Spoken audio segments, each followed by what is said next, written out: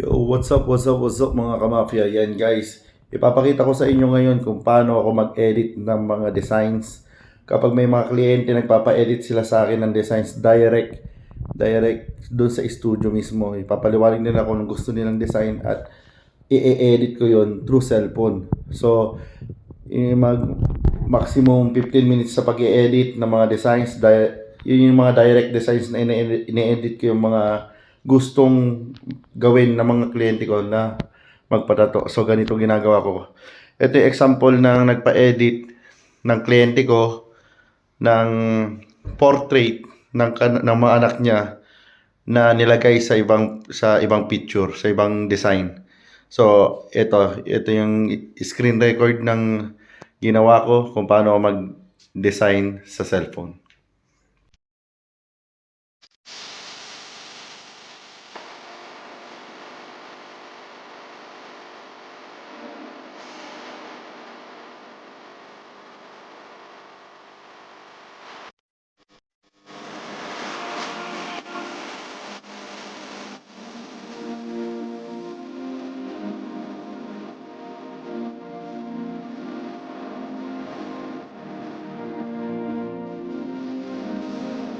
So yan guys, ito yung face in hole na ginawa ko mismo through eraser. So ito yung napili ng kliyente ko na dito ilalagay yung picture ng anak niya.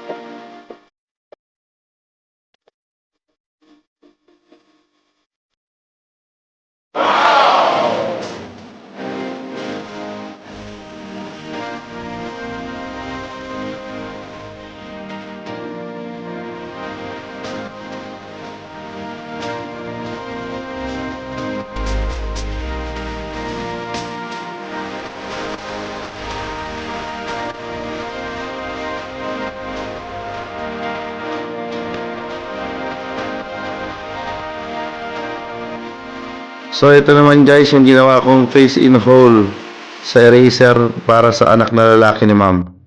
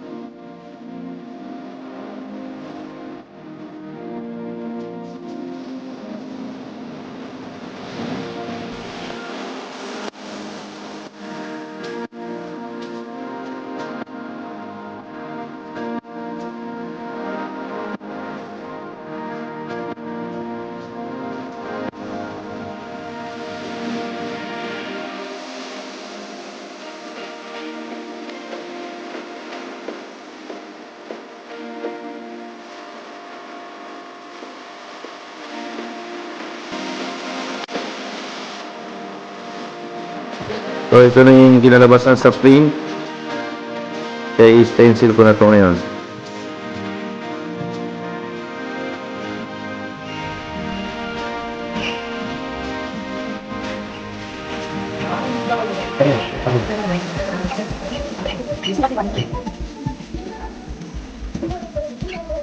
So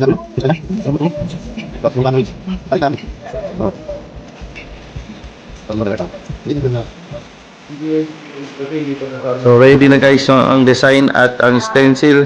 So katuan session na guys. Ididikit na natin yung stencil sa part na lalagyan ng tattoo.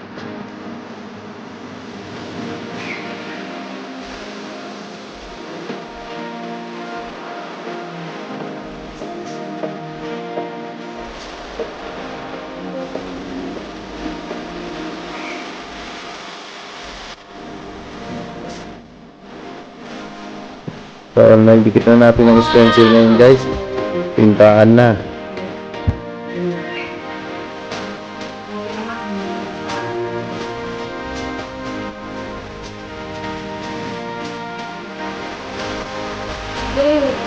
Alam mo, pag nilagay mo yung buhok mo sa bato mo, yung mga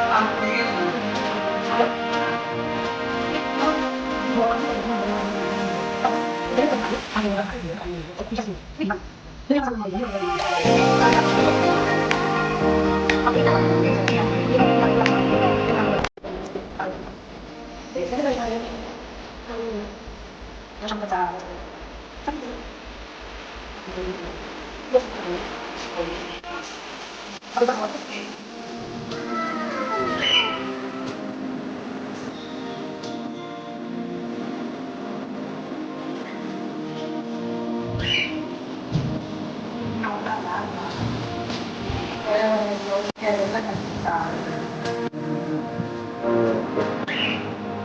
Ganun. So after 3 hours na pintahan guys, tapos na tayo. Successful pintahan.